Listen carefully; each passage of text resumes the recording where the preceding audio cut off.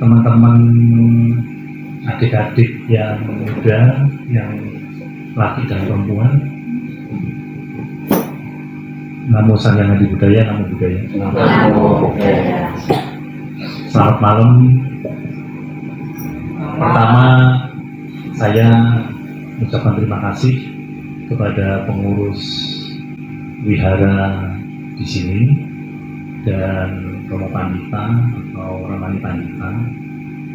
Senang saya hadir di sini pada malam hari ini.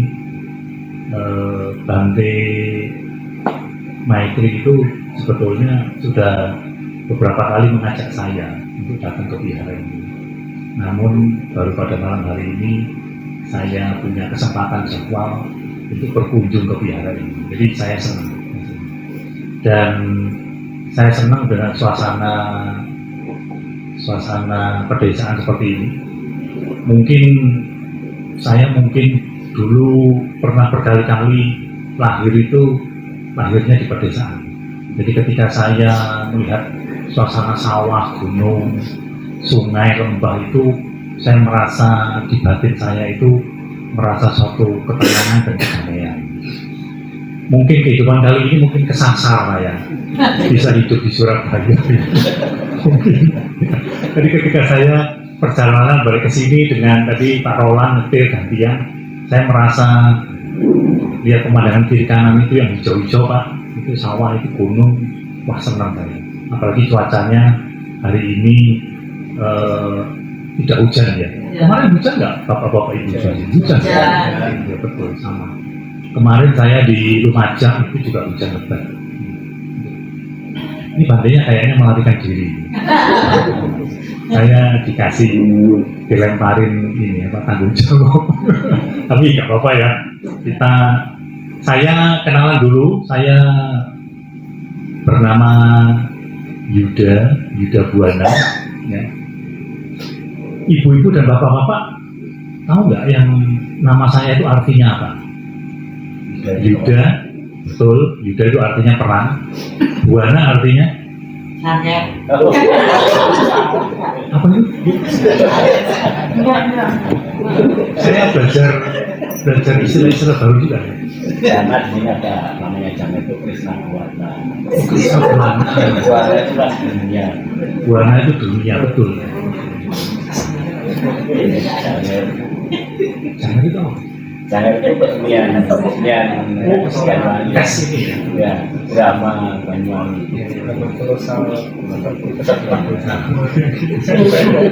Maaf ngomong, salah saya.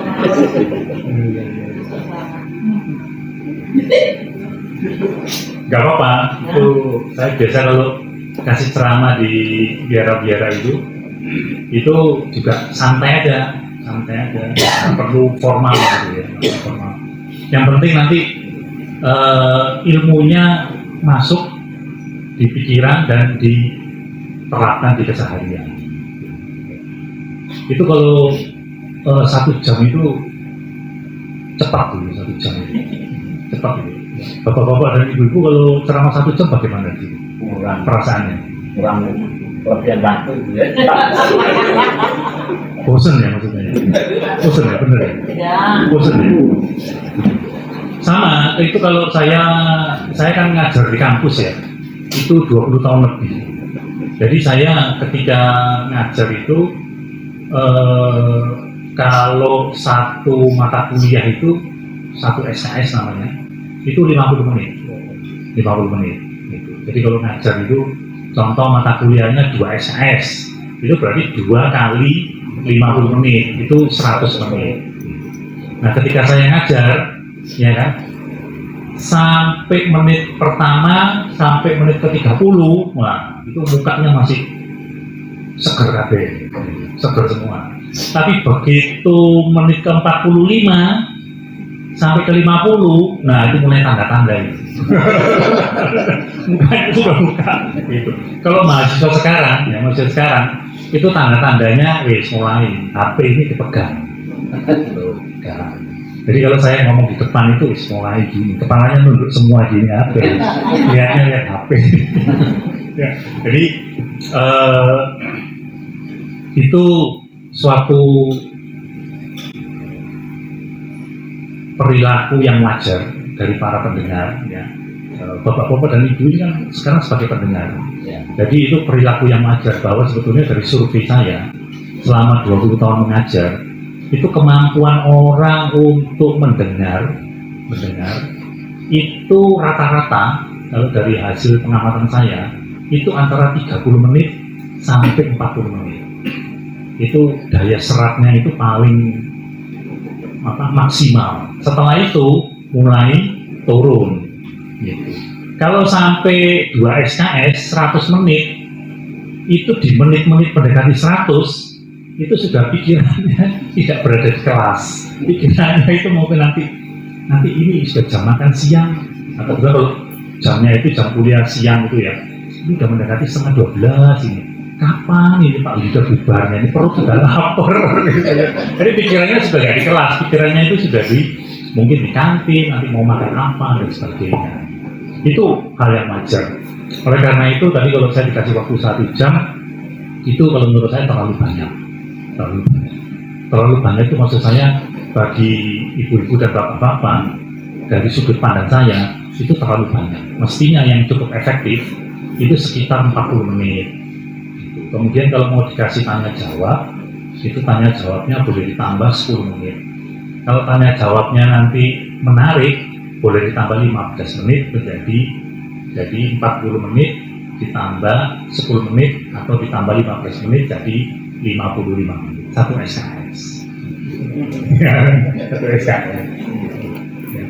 Nah, kalau Pak Yuda, tadi nama saya itu Yuda itu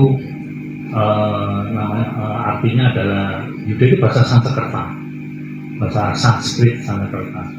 Buana itu juga bahasa Sanskerta. Jadi Yuda itu artinya perang, Buana itu artinya dunia. Jadi nama saya ini perang dunia.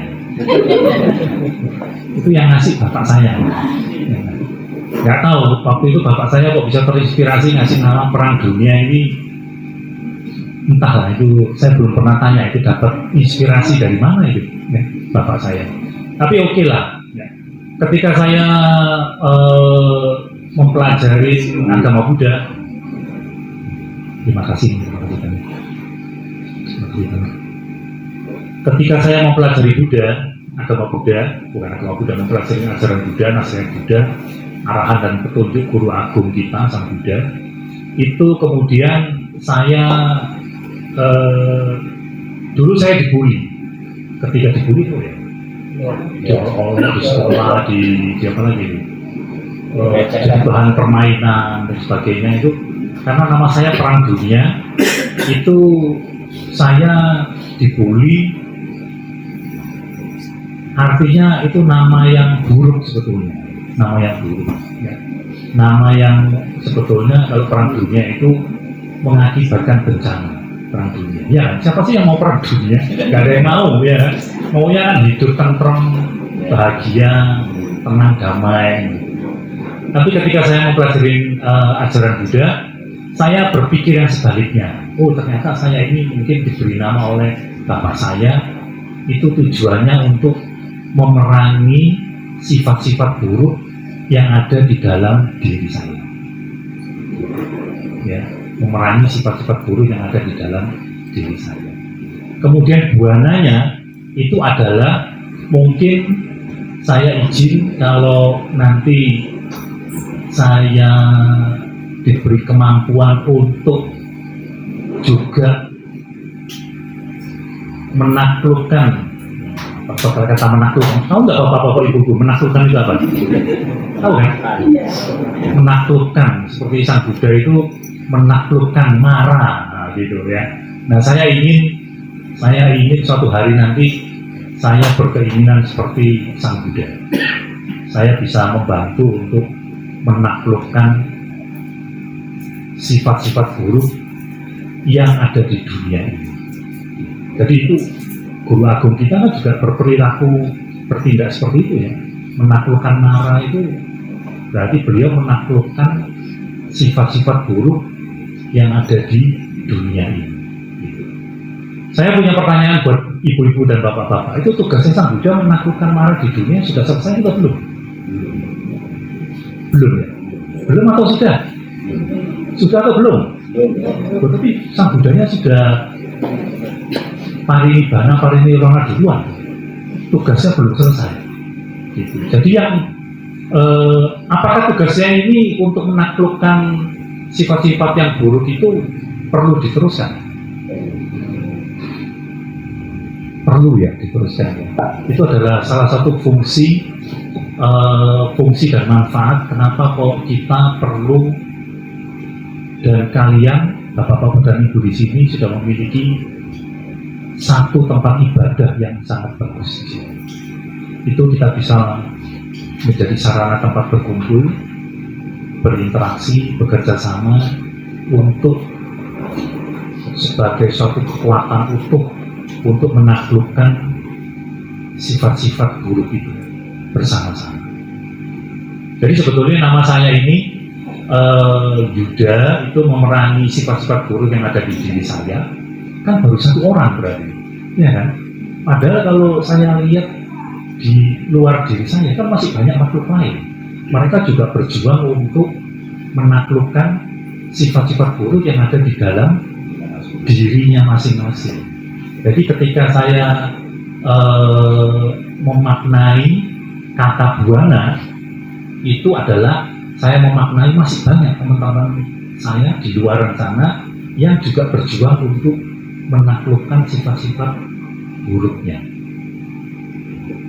Seperti saya juga sedang bekerja untuk menaklukkan sifat-sifat buruk yang ada di dalam diri saya. Jadi saya memaknai nama saya seperti itu. Berarti nama saya sekarang jadi maknanya jadi bagus. Yuda Buana itu jadi bagus. Nah, ibu-ibu dan bapak-bapak, kalau kita berbicara tentang sifat yang buruk, kita sebagai di sini sebagai manusia,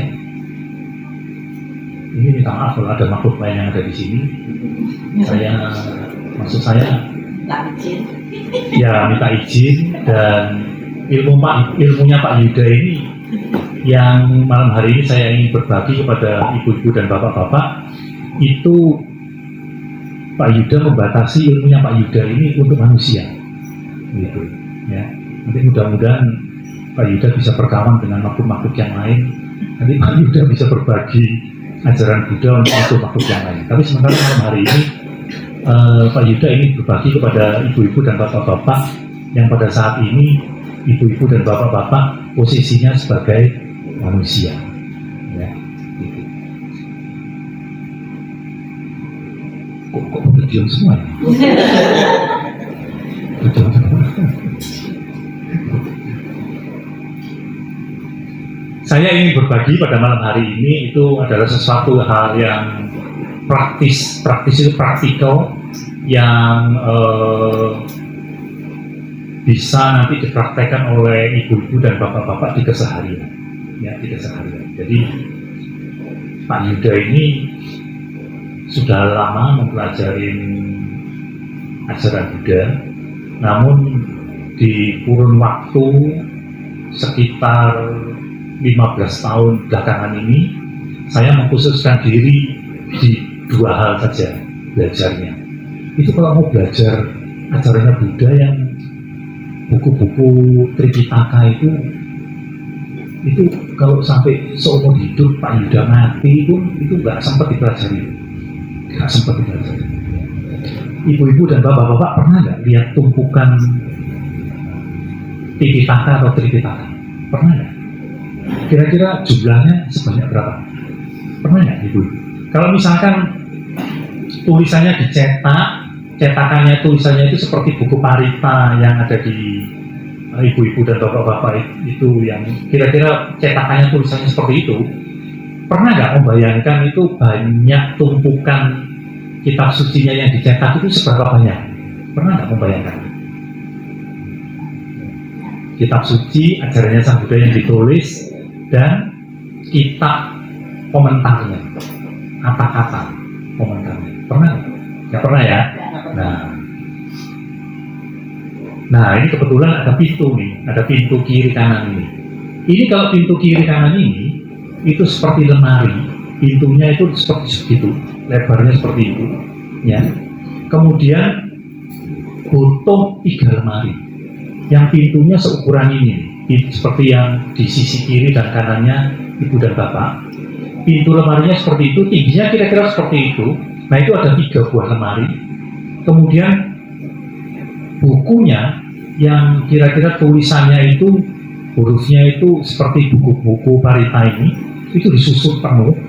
Nah, kitab sucinya agama Buddha, Tripitaka dan kitab komentar itu kalau disusun itu 3 lemari seperti itu. 3 lemari seperti itu.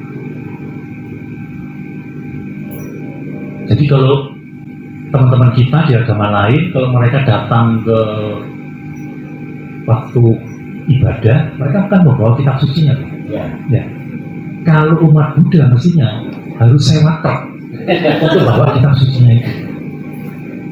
Benar, harus bawa sewa truk. Ya. Kalau di sini mungkin ada aplikasi namanya Lalamove ya, nggak ada ya? Ada ya? Oh nggak ada, belum masuk ya. Kalau di Surabaya itu ada aplikasi jasa angkutan truk, itu namanya Lalamove. Move itu bahasa Inggris. Itu kita mesti sewa itu untuk membawa kitab sucinya. Agama Buddha itu 3 lemari supaya kita bisa membawanya ke wihara dan kita baca. Kita baca. Kalau misalkan panditanya ngomong, oh mari kita buka Dhammapada bab 1 ayat 1. Ya, kebetulan kalau buku Dhammapadanya dicetak tersendiri, kita masih bisa bawa ya. Tapi kalau itu merupakan satu kesatuan kitab sucinya 3 lemari, ini mesti kita bawa bersama-sama. Dan itu mesti saya waktu. Nah Pak Yuda sadar bahwa di sisa umur saya ini nggak akan cukup untuk belajar keseluruhan ajaran Buddha itu isinya apa saja. Karena tumpukan 3 lemari itu nggak gampang untuk mempelajarinya. Ya.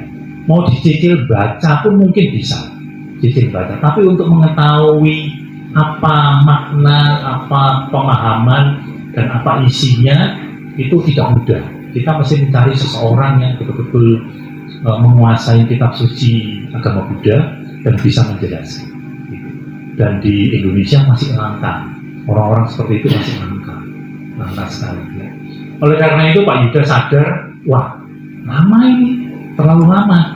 Nanti kalau saya mati, minta maaf saya menggunakan kata mati yang mungkin agak kasar, tapi saya senang menggunakan kata mati karena ketika saya mendengar itu bagi saya seperti dapat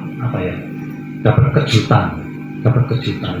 Kalau bahasa anak-anak muda sekarang yang ngerti bahasa Inggris itu dapat shock terapi tahu ya, ibu-ibu bapak-bapak dapat kayak itu. Kalau bahasa Jawa apa ya, shock terapi diterjemahkan itu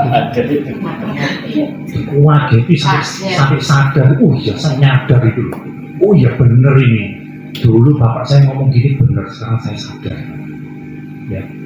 Bahasa Jawanya apa itu? Saya perlu kulaan bahasa Jawa itu. Shock terapi itu, wah jadi sampai kaget, kemudian dia nyadar bahwa oh iya dulu orang tua saya ngomong begini itu benar ternyata. Dulu kok saya nggak perhatikan. Kaget.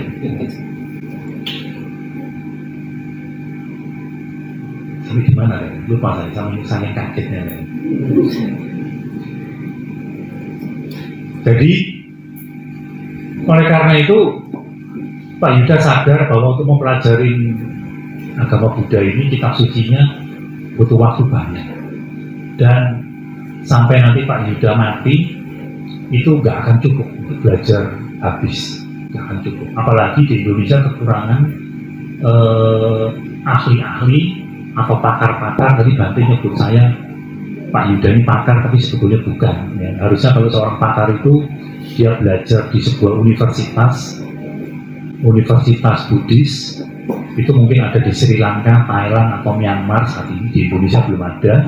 Itu dia belajar lengkap kitab sucinya itu kalau saya tahu di India misalkan ada salah satu universitas biara yang mempelajari kitab sucinya Buddhis ini, itu dia sejak Samanera kira-kira umur sekitar 9 tahun, 10 tahun sudah mulai dapat pelajaran Tipitaka atau Tripitaka itu. Sampai nanti kira-kira lulus itu sekitar umur 35 sampai 40 tahun. Jadi itu lengkap mempelajari tentang ajarannya Buddha. Secara pemahaman dia bisa dan sebagainya. Nah, orang-orang seperti itu barulah kalau di wihara memberikan penjelasan ceramah itu benar-benar penjelasannya sangat presisi dan sangat tepat sekali. Ya. Dan di Indonesia kekurangan orang yang seperti itu, sangat kekurangan. Jadi nanti kita mungkin perlu generasi-generasi muda yang nanti arahnya akan ke sana untuk melestarikan Buddha Sasana ini. Salah satunya kita butuh generasi-generasi muda yang mau belajar tentang ajaran Buddha. Ya. Pada malam hari ini Pak Yuda, oleh karena itu Pak Yuda tadi berpikir gimana caranya supaya mempelajari kitab suci agama Buddha ini dengan cepat. Sebelum Pak Yuda mati itu minimal Pak Yuda saya tahu apa sih yang intisari yang diajarkan oleh Buddha, apa sih ide berpikir yang diajarkan oleh Buddha, petunjuk arahannya itu diberikan oleh Buddha, dan kita sebagai muridnya kita bisa mempelajarinya, memprakteknya dengan lengkap. Ya, akhirnya Pak Yuda memilih cuma dua topik. Topik yang pertama itu Pak Yuda mempelajari tentang rangkuman dari, kalau Tripitaka kan ada tiga kelompok kan. Kelompok yang pertama itu kelompok tentang nasihat Buddha untuk peraturan-peraturan para rohaniwan, para biku, ya, termasuk bikuni juga. Tapi kita kan di silsilah tertentu sangha bikuni kita sudah putus. Ya. Kemudian kelompok yang kedua itu mempelajari tentang ajaran-ajaran Buddha, ajaran-ajaran Buddha kepada para raja, bangsawan, kepada nasihat-nasihatnya kepada para donatur, kepada para pejabat pada waktu Sang Buddha hidup, kepada masyarakat umat awam. Itu dikumpulkan, ditulis di kelompok, masuk ke dalam kelompok yang kedua. Kelompok yang pertama itu nasihat kepada para rohaniwan biku, itu adalah Winaya Pitaka, ya, Winaya Pitaka. Yang kelompok yang kedua itu adalah Sutta Pitaka, Sutta atau Sutra Pitaka. Kelompok yang ketiga ini adalah kelompok yang agak tanda kutip agak luar biasa, di luar kebiasaan. Itu adalah Abhidhamma Pitaka atau Abhidharma Pitaka. Ini adalah berisi tentang rangkuman keseluruhan dari ajaran Buddha. Nah, akhirnya Pak Yuda memilih, ya sudahlah kalau gitu saya pelajarin Pitaka yang ketiga, yakni Abhidhamma Pitaka. Di situ ternyata pelajarannya juga cukup banyak dan cukup sulit, dan ternyata setelah saya teliti, wah ternyata nggak cukup juga. Nanti kalau sampai Pak Yuda mati nggak cukup juga untuk belajar begitu. Akhirnya saya cuma belajar rangkumannya. Jadi Abhidhamma Pitaka itu ada rangkumannya, ada kisi-kisinya istilahnya. Kalau bapak-bapak dan ibu-ibu pernah di sekolahan, pernah ujian, itu guru kan kadang-kadang kalau ujian kan kasih kisi-kisinya. Besok ujian yang mau keluar, oh itu kisi-kisinya topik ini. Nah itu namanya rangkuman atau kisi-kisi. Pak Yuda belajar itu, dan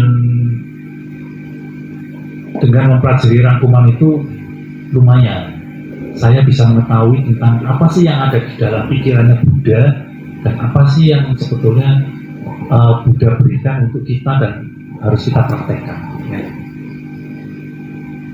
Yang diberikan oleh Buddha itu sebetulnya berkaitan dengan kehidupan kita sehari-hari, gitu. Jadi Pak Yuda pada malam hari tentu nggak akan membahas tentang Abhidhamma Pitaka dan Kominoti, enggak, ya. Saya akan kasih yang sederhana, yang sehari-hari, ya. Contohnya apa? Contohnya lumayan loh ini, ngomong begini aja pendahuluan sudah 20 menit. Iya, ya. Tadi kan 40 menit kan? 40 menit kan? 4 menit ke 40 kan sudah konsentrasinya kan mulai buyar kan? Nah, lumayan kurang 20 menit. Nah, bapak-bapak, ibu-ibu, izin ganti posisi dulu. Posisi. Biasanya kalau saya di Biara BDC ada kelas meditasi, saya kebetulan yang bukan membimbing, saya yang menemani teman-teman kelas meditasi, saya bawa bantal khusus yang sesuai dengan tinggi saya gini, ininya enak gitu, jadi duduknya bisa lama ya. Dan kalau bantal spon ini dipelihara di sini, ini kayaknya terlalu empuk buat saya ini terlalu empuk nih ya, duduknya itu terlalu nyaman nih. Bantal saya lebih keras ini, jadi balik lagi, ibu-ibu dan bapak-bapak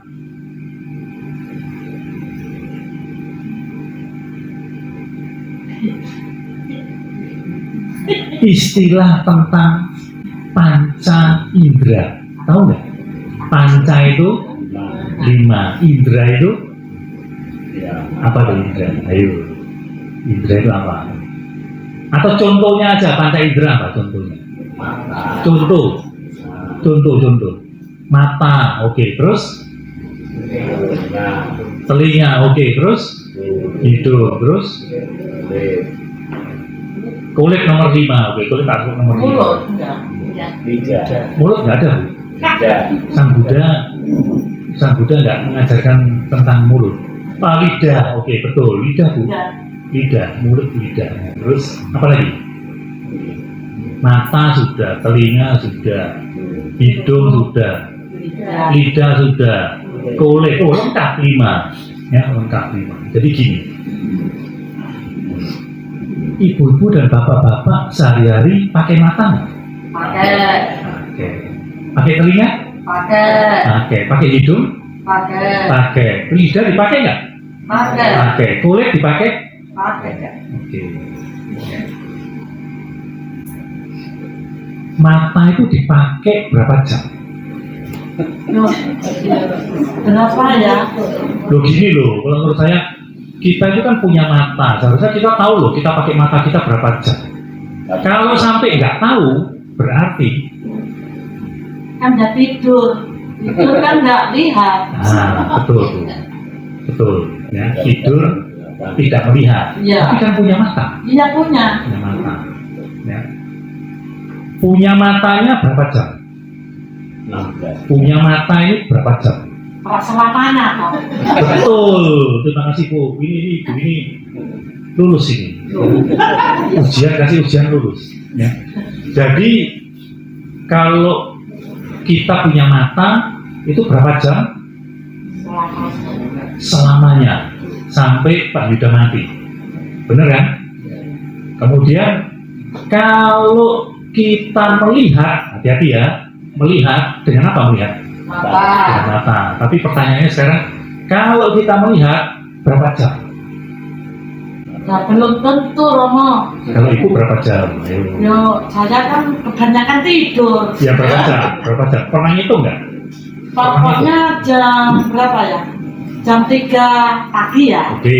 Sampai Sudah jam buka 2. mata ya? Ya jam 2. Jam 2, oke. Jam 2 terus lalu tidur. Jam 2 maksudnya jam 2 siang? Ya. Oke, 11 jam berarti. Ya. 11 jam. Terus? Terus jam 4 bangun. Jam 4 bangun. Sampai jam 4 sore sampai? Karena jam 7 juga tidur lagi. Sekarang setengah 9 dulu? Iya. Sekarang setengah 9? Iya kan? Nggak ngantuk kan? Enggak, ada ceramah. Oh, ada sekarang.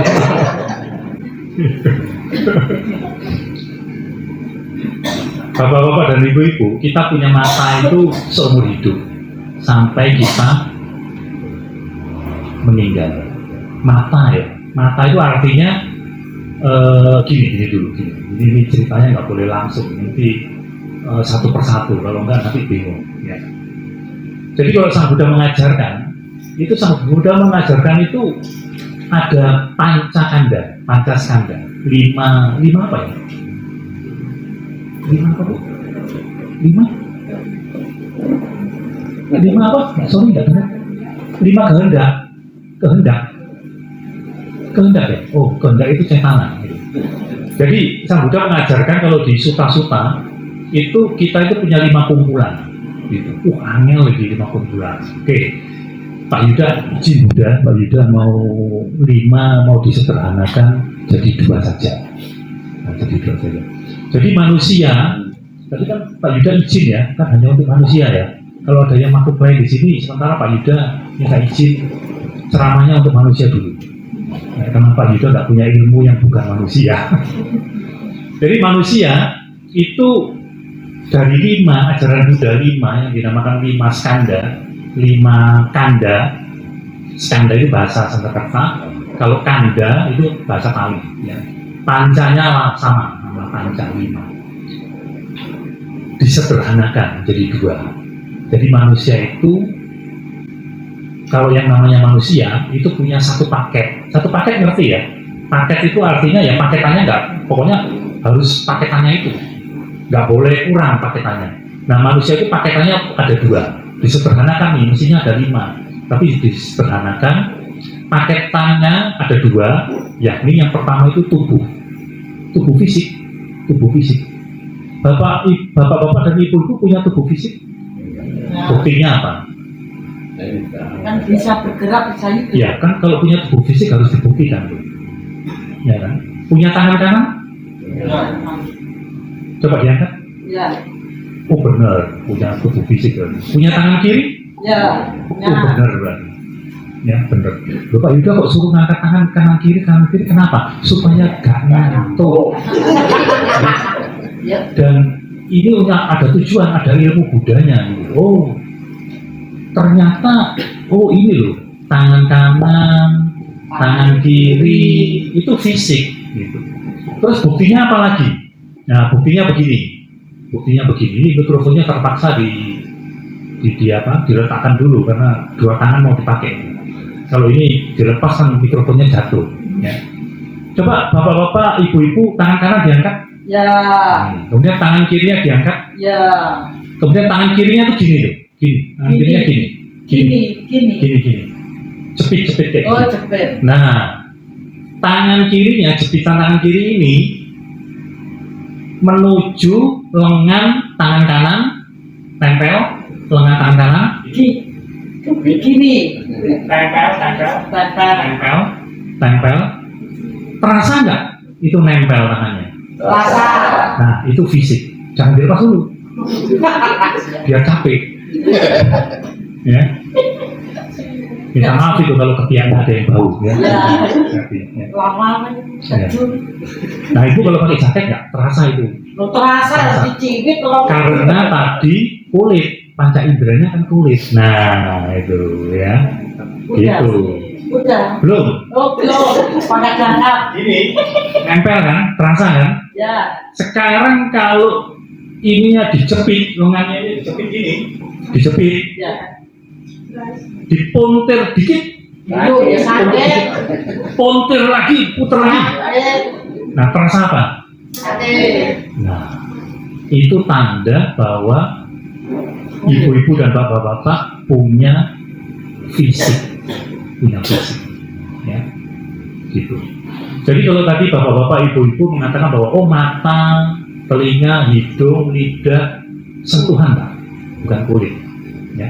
Sentuhan itu nggak hanya kulit, itu dari ujung rambut kita sampai seluruh pori-pori kita ini titik pori-pori banyak pori-pori ini, seluruh pori-pori sampai ujung kuku ini ada pori-porinya, sampai dalam organ tubuh kita ada lambungnya, hati, paru-paru, usus dan sebagainya, itu ada pori-porinya, itu ada sentuhannya, titik sentuhnya. Pernah kelaparan nggak? Pernah kelaparan? Perutnya sakit? Ya. Sama seperti kalau tadi Dijibit. sakit kan? Sakit. Itu tanda bahwa ibu-ibu dan bapak-bapak punya tubuh fisik. Ya. Jadi tadi yang saya kasih contoh, ibu-ibu sudah melakukan contohnya, bapak-bapak sudah melakukan contohnya, itu adalah tubuh fisik yang nomor 5, sentuhan. Gitu. Sekarang kalau membuktikan mata, telinga, hidung, lidah, 4 yang lain, mata misalkan, apakah mata itu fisik? Cara buktikannya gimana? Mata itu fisik atau bukan? Membuktikan mata itu fisik, tubuh fisik. Cara buktikannya gimana? Kan melihat, Romo. Kan bisa melihat mata. Ayo. Itu kalau Buddha itu ngajarinya seperti ini. Ya. Buddha itu ngajarinnya seperti ini. Ibu-ibu pernah kelilipan? Pernah. Sakit nggak? Sakit. Nah, itu bukti bahwa punya mata fisik. Kelilipan. Terus kalau ada anak nakal, mata kita diculok, bahasa Jawa diculok tuh ayo. Ya. Sakit nggak? Sakit. Itu tanda bahwa kita punya mata fisik. Kalau ingin membuktikan telinga fisik, punya telinga nggak? Telinga fisik, cara buktikannya gimana? Jewer. Di Jawa itu ini daun telinga. Daun telinga ini sentuhan loh. Ingat loh, itu yang nomor 5 loh. Nah, hati-hati tuh. Kadang masukkan air. Gimana? Masukkan air. Masukkan air. Nah, Oke, kita kasih contoh. ada apa itu semut masuk? Sempat masuk. Sakit ya? Ya sakit kok. Ah, itu sentuhan. Musim tua. Iya. Telinga itu untuk apa sih? Kalau mata untuk melihat, telinga Ya. untuk apa? Mendengar. Mendengar. Jadi kalau tadi balik lagi ke mata ya. Tadi kalau saya kan terlalu ekstrim tuh. Contohnya tadi kelilipan sama apa itu? Minta maaf. Ya itu kan bahasa yang kasar ya. Itu sebetulnya membuktikan mata fisik. Sebetulnya bukan membuktikan mata fisik. Itu membuktikan sentuhan juga. Karena di mata kita kan ada sentuhannya, ada pori-porinya loh. Ada pori-porinya. Jadi kalau keculek atau kelilipan itu debunya itu, kerikil halusnya itu bergesekan dengan sentuhan atau daging yang ada di mata. Itu sebetulnya yang nomor 5, sentuhan. Karena tadi saya katakan, bukan Pak Yuda yang mengatakan, Sang Buddha mengatakan sentuhan itu ada di seluruh tubuh kita. Gitu. Ya. Bagaimana cara membuktikan kita punya mata? Kalau kita melihat sinar lampu yang kuat sekali, kan melihat tuh, kita jadi kayak sakit mata kita. Nah itu bukti bahwa kita punya mata fisik. Jadi ibu-ibu dan bapak-bapak mulai harus membedakan, oh ini mata, oh ini sentuhan, gitu. Kalau telinga sekarang, telinga itu untuk apa? Mendengar. Berarti harus dikasih suara yang kencang gitu. Ora. Nah, ada ya di sini ya? Ada. Ada ya? Ada. Gimana? Telinga kita gimana itu? Dung itu. Telinga kita, Sakit. nah itu bukti bahwa ibu harus, bapak-bapak, ibu-ibu harus bersyukur berkat adanya sound horeg, kita punya bukti bahwa kita punya telinga. Kita punya telinga. Ya.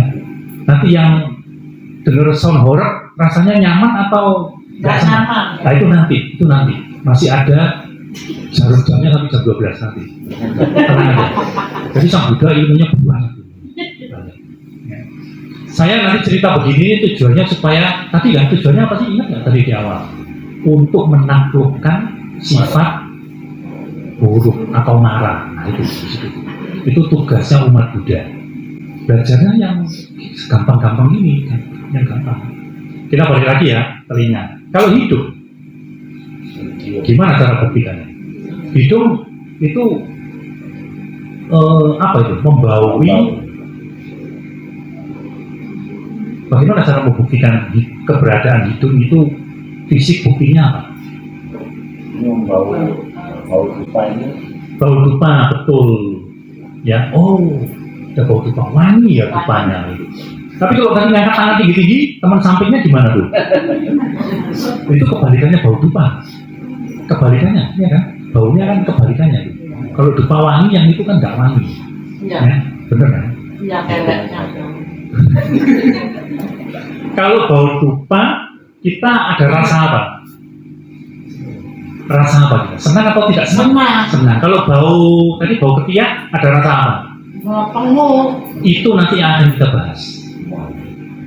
Bau yang kita rasa tidak senang itu menimbulkan pikiran buruk muncul, kebencian muncul, penolakan muncul, kemarahan muncul. Ya, gitu. Kalau lidah, lidah gimana cara buktikannya? Ya, makan masih apa pedas itu. Di sini makanan yang favorit apa di sini? Yang semua orang rata-rata suka gitu. Apa? Menu apa tuh makanannya? Hah? Temel? Ya. Oke. Kalau suatu hari nggak makan tewel misalnya, lidahnya nggak sudah misalkan setahun nggak makan tewel gitu. Pengen. Nah itu, ya cara membuktikan keberadaan lidah itu seperti itu. Ya. Jadi lengkap. Kita sudah buktikan, oh kita punya mata, telinga, hidung, lidah, sentuhan sudah terbukti. Ya. Ibu-ibu dan bapak-bapak yang paling gampang membuktikan keberadaan fisik dari panca indera ini yang mana dari 5 ini? Yang paling gampang buktikannya yang mana? Apakah sentuhan? Apakah buktikan lewat lidah? Apakah membuktikan lewat hidungnya? Apakah membuktikan lewat telinga atau matanya? Sehari-hari pengalamannya ibu-ibu, bapak-bapak, mana yang paling gampang dibuktikan? Yang paling gampang? Nomor 3 itu apa tadi? Nah, nomor 3 itu apa? Hidung. Kalau saya hidung. Oke, ya. Jadi masing-masing orang itu bisa berbeda. Nah, kenapa kok masing-masing orang bisa berbeda? Misalnya contoh, oh Pak Yuda ini lebih tajam hidungnya. Ada bau dikit itu dia, oh bau rokok ini. Padahal yang lain misalkan nggak bau, itu Pak Yuda udah bau rokok, sensitif. Kemudian ada yang misalkan matanya walaupun di kegelapan dia bisa lihat, oh berarti sinar cuma sedikit aja masuk ke matanya sudah bisa lihat. Ada yang seperti Pak Yuda ini, makanya kacamatanya tebal, gitu. Foto sinar banyak baru dia bisa kelihatan. Jadi macam-macam. Kenapa kok bisa bermacam-macam? Itu dipengaruhi oleh karma masa lampaunya. Jadi seseorang bisa memiliki panca indera yang sehat itu karena dipengaruhi oleh panca indera. Kumpulan karmanya yang berkaitan dengan panca indera sekarang berbuah menjadi panca indera yang sehat. Gitu. Sehingga ibu-ibu dan bapak-bapak kalau pada malam hari ini panca inderanya masih sehat, itu berarti ibu-ibu dan bapak-bapak pada saat ini sedang menerima buah karma baik bahwa panca inderanya sehat. Gitu. Selama ini pernah disyukuri nggak kalau punya panca indera sehat? Syukuri. Hebat itu, mantap ini. Ya. Oke. Waktu bertambah cepat. Ya.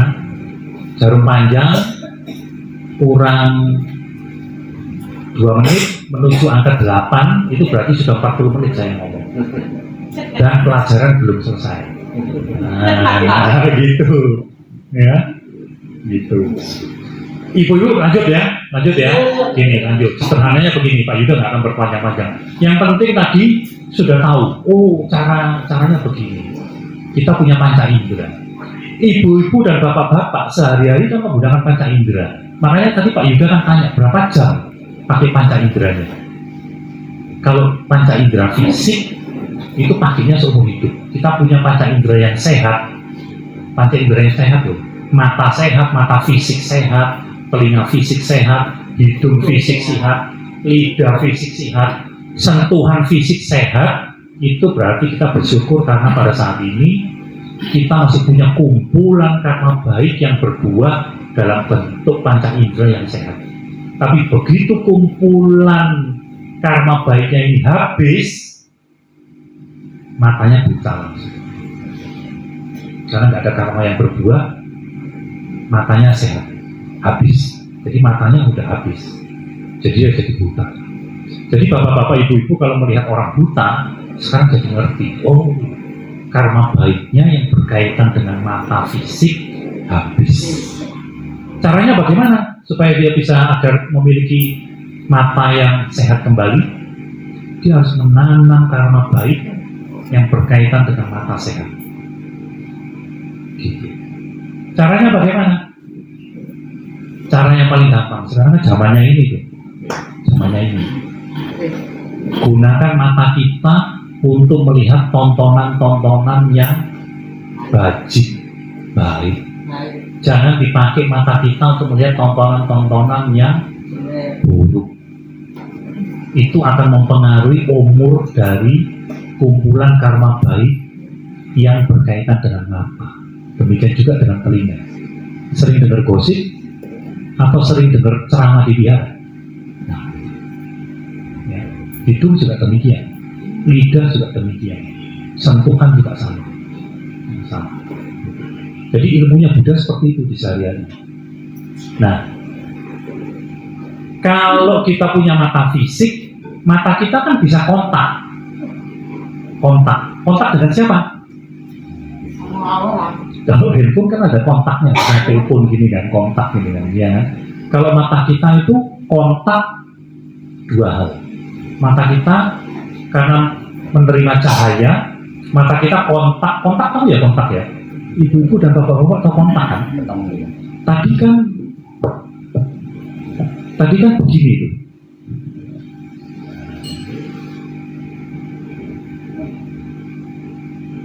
Ini tuh kontak, nempel seperti kontak. Begitu ada kontak, kita bisa rasakan. Oh di situ tuh, ya di situ. Pernah digigit nyamuk nggak? Mana? Tahu posisi gigitnya nyamuk itu di mana tanpa dilihat. Kita kan nggak tahu. Nyamuknya nggak ketahuan, tapi saya tahu nyamuknya lagi gigit di kaki kanan saya, di lengan ini, paha, lengan, kaki kanan. Tahu tuh, di titik ada satu lancip itu kita tahu tanpa dilihat, karena ada kontak. Pernah nggak? Ya, kontak. Kalau digigit nyamuk, senang apa nggak senang? Ya nggak senang, sakit, gatal. Jadi saya pakai contoh satu aja ya. Nanti ini bisa diterapkan ke, saya pakai contoh satu mata, nanti bisa diterapkan ke telinga, hidung, lidah, sentuhan. Nanti caranya sama. Contoh mata, atau nyamuk aja lah, nyamuk. Kalau kita digigit nyamuk, itu tadi indera yang mana tuh yang sedang berfungsi? Sentuhan, betul ya, sentuhan gitu. Kemudian kenapa kok kita tahu di situ tempatnya nyamuk menggigit? Karena ada kontak, ya.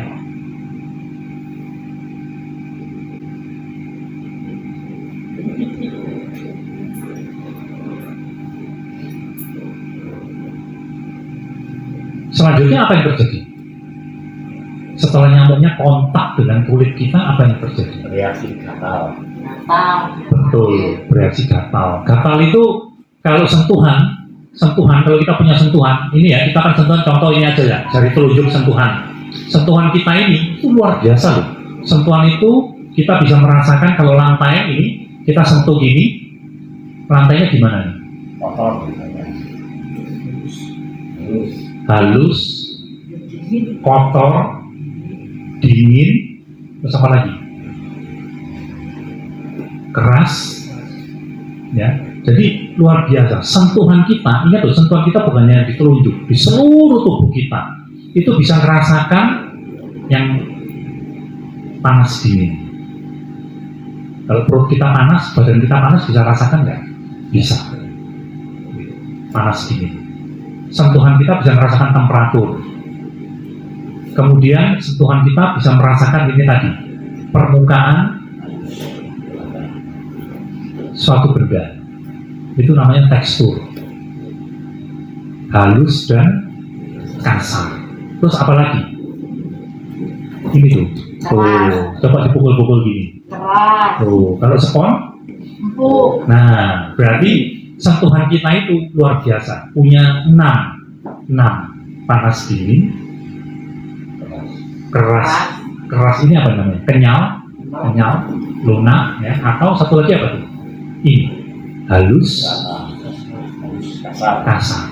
Hebat tuh sentuhan kita, ya, bisa merasakan itu. Kalau mata kita itu cuma bisa 2, warna dan bentuk dan kotak bentuknya, bentuknya bulat, bentuknya segitiga, dan warna, ya, warna. Ibu-ibu dan bapak-bapak, saya punya dua hal yang penting yang ingin saya berbagi pada malam hari ini. Saya nggak akan berpanjang lebar karena ilmunya ini kalau saya pelajari itu saya butuh waktu kira-kira 5 sampai 8 tahun. 5 sampai 8 tahun. Ya, itu dan ilmu beginian itu bisa dipakai di kelas meditasi.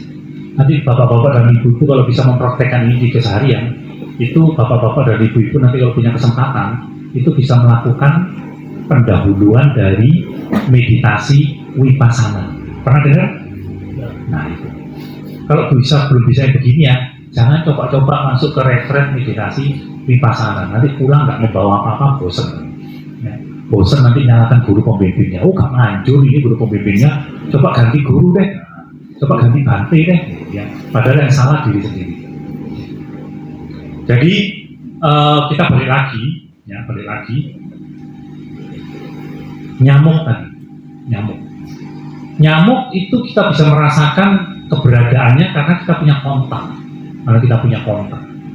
Sehingga kita bisa tahu, oh kalau ada seperti yang jarum itu lancip sedang di posisi itu, kontak, kemudian menimbulkan rasa gatal, panas, bengkak dan sebagainya, itu namanya apa?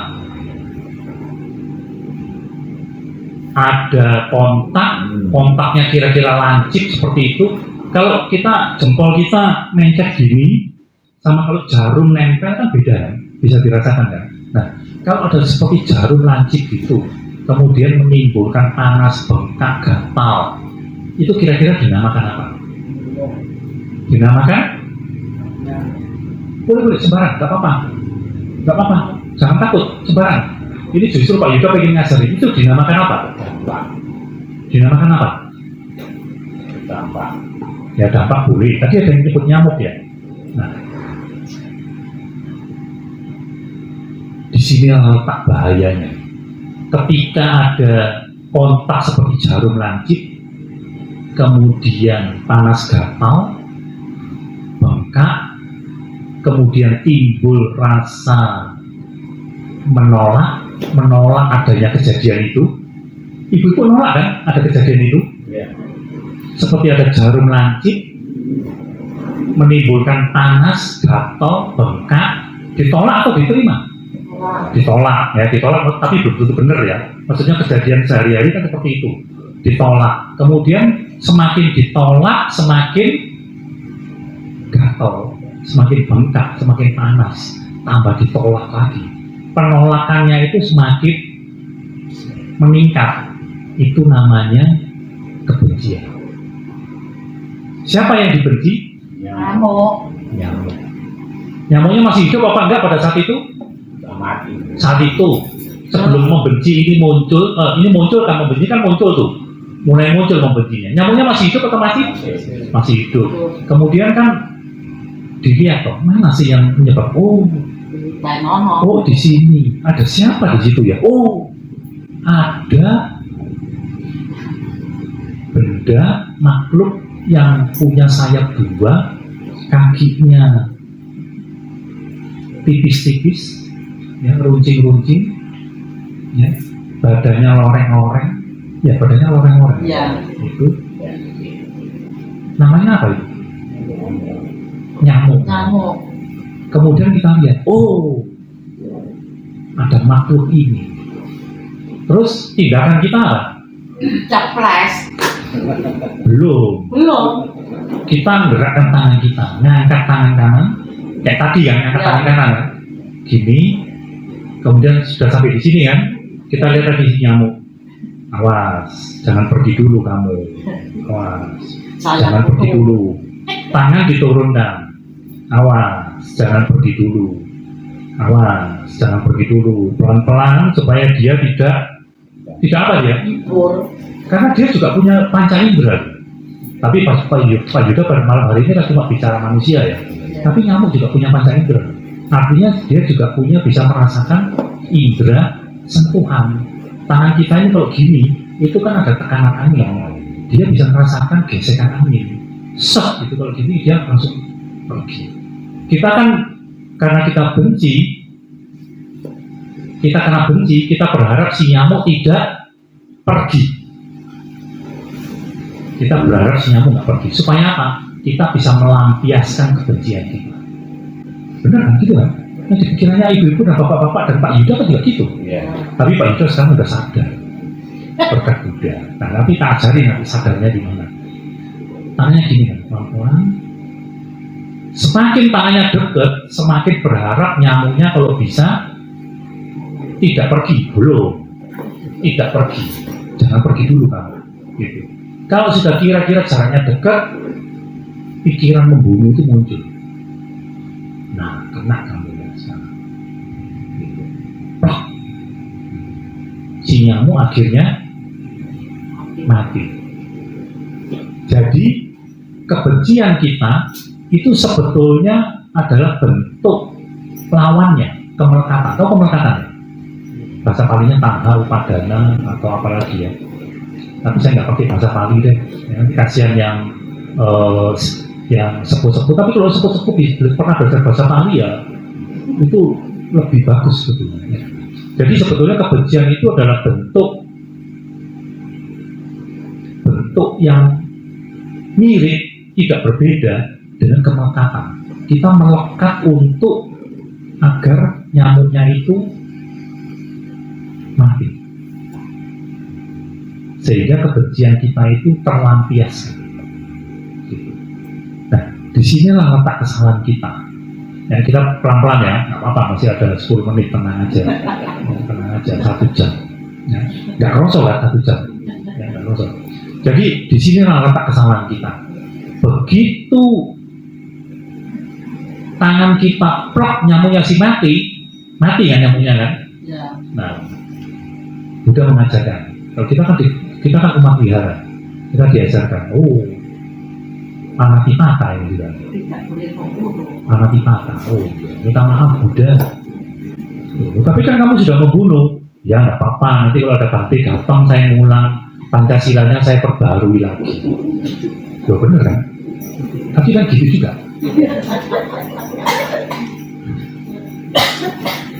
Ada ganti dia dengar. Ya. Tapi sebetulnya kita memperbarui sila itu salah satunya karena begitu. Kita sudah melakukan perbuatan keliru yang melanggar Pancasila, kita perbarui. Tapi jangan dimanfaatkan ya, celah hukum ini jangan dimanfaatkan gitu. Jangan dimanfaatkan. Karena kenapa? Nah ini kesalahan yang kedua. Karena begitu kita plok si nyamuk mati, itu kita kan punya, tadi Ibu sebutkan, kita punya kehendak untuk menggerakkan tangan kita, menjaga agar tangan kita itu semakin dekat si nyamuk, dijaga. Itu kan niat kehendak. Niat kehendaknya itu apa sebetulnya? Tangannya digerakkan pelan-pelan, seluruh rangkaian tangan ini mulai menggerakkan sampai ke tangan pelan-pelan, itu sampai nyamuknya plok gitu. Ini menggerakkan tangan begini sudah mungkin ada berapa detik ya. Contoh 5 detik lah. Itu berarti selama 5 detik kita sudah membangkitkan niat untuk membunuh. Itu kalau di pasal KUHP kita itu pembunuhan berencana. Iya. Itu hukumannya berat. Ini benar ya, hukumannya berat. Hebat ya, Guru Agung Buddha itu sudah ngerti yang beginian, padahal KUHP itu kan belum ada pada saat itu. Tapi Sang Buddha udah hebat ngerti. Jangan, itu pelanggaran berat, pembunuhan berencana. Ini kesalahan kita yang kedua. Kesalahan yang ketiga adalah pada saat kita membangkitkan pembunuhan, itu adalah niat buruk, niat jahat. Pada saat itu, niat kehendak ini, itulah karma. Niat kehendak itulah karma. Sehingga pada saat itu kita menciptakan karma buruk yang berkaitan dengan pembunuhan. Berapa lama Pak Yuda? 5 detik. 5 detik kan singkat. Oh, hati-hati itu 5 detik. Setelah Pak Yuda belajar pelajaran di Abhidhamma, ya, pikiran kita itu tepat sekali. Pak Yuda kan menjadikan jari tak, ya kan? Ini ngomongnya anggap aja ini 1 detik ya, tak, gitu. 1 detik pikiran kita yang membangkitkan niat itu itu ada, nah gini, kita hitung matematika dulu, bapak ibu, malam-malam hitung matematika nggak apa-apa ya. Kalau 100 itu nolnya berapa? 2. Ya. Kalau 1000? 3. Kalau 1 juta? 6. Oh pinter. Kalau 1 miliar? Nah mulai nih, mikir. Mikir. 1 miliar nolnya berapa? Ayo, 9. Oh ini ibunya punya uang 1 miliar, pernah ngitung tadi ya. 1 miliar, ya hebat ini. Nolnya 9. Kebayang nggak ibu-ibu bapak-bapak? Bayangkan bulatannya 0 itu 9. Pikiran kita dalam waktu 1 detik itu munculnya nolnya 17. Berapa itu? Nggak tahu, pokoknya buahnya itu nolnya 17. Miliar. Kalau miliar kan berarti 99, nolnya 18 kan, kurang 1, 17. Berarti dalam waktu 1 detik itu kita sudah menciptakan karma buruk pembunuhan. Waktu membunuh kan bukan pada waktu nyamuknya mati, bukan. Ketika tangan kita mulai digerakkan, itu kita sudah punya niat membunuh. Ini kalau 5 detik, berarti 5 kali nolnya 17. Karma buruk yang sudah ada ditanam di dalam pikiran kita. Bagi ibu-ibu dan bapak-bapak yang pernah menanam bibit apa itu namanya, jadi padi itu seperti itu ya, ditanam itu apa sebetulnya? Yang disebar itu apa? Betul, itu nolnya 17 kali 5 detik. 5 detik berapa itu? 5 kali, kalau miliar kan 5 miliar. 5 miliar bisa bayangkan nggak? Banyak nggak itu? Itu karma buruknya itu nolnya miliar. Karma buruknya segitu banyak. Sehingga nanti kalau di kemudian hari akibat dari karma memburuk ini kita bakalnya menderita. Wajar atau tidak wajar? Wajar, harus terima. Udah ini kesalahan saya, minta maaf. Saya harus akui. Kapan ada ganti lagi ya? Nanti saya mau ngulang Pancasilanya dengan sepenuh hati dan saya nggak akan melanggar lagi. Karena konsekuensinya sangat buruk.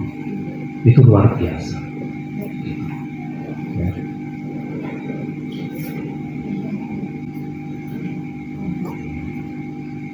Jangan juga berbunyi.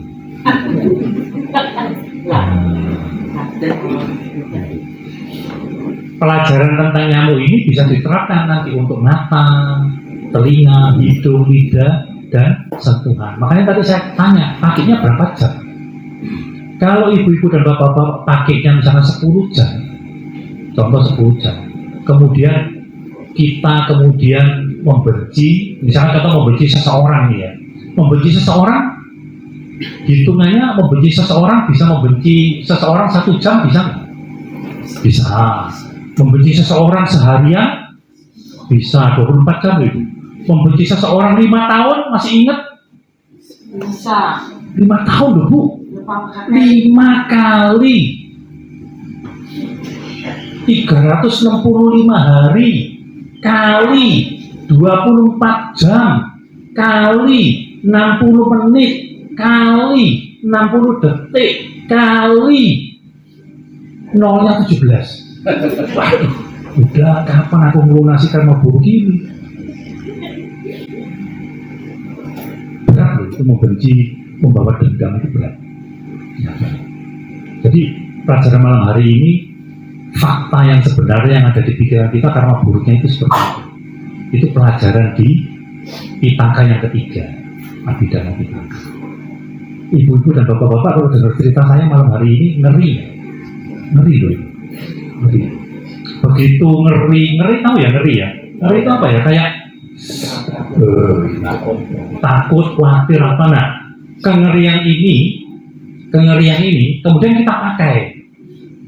Nah terus saya harus cari pelindung siapa ini supaya karma-karma buruk ini supaya saya bisa dilindungi dari buah karma buruk yang sangat luar biasa. Siapa pelindung saya?